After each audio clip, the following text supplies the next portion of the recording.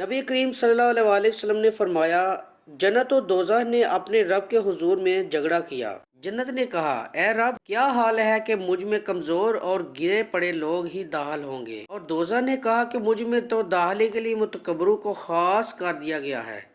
اس پر اللہ تعالیٰ نے جنت سے کہا کہ تو میری رحمت ہے، اور جہنم سے کہا کہ تو میرا عذاب ہے۔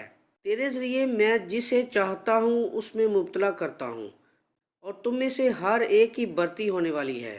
کہا کہ جہاں تک جنت کا تعلق ہے تو اللہ تعالیٰ اپنی مخلوق میں کسی پر ظلم نہیں کرے گا، اور دوزخ کی اس طرح سے کہ اللہ اپنی مخلوق میں سے جس کو چاہے گا دوزخ کے لیے پیدا کرے گا، وہ اس میں ڈالی جائے گی۔ اس کے بعد بھی دوزخ کہے گی، اور کچھ مخلوق ہے، میں بھی خالی ہوں۔ 3 بار ایسا ہی ہوگا۔ آخر پروردگار اپنا پاؤں اس میں رکھ دے گا۔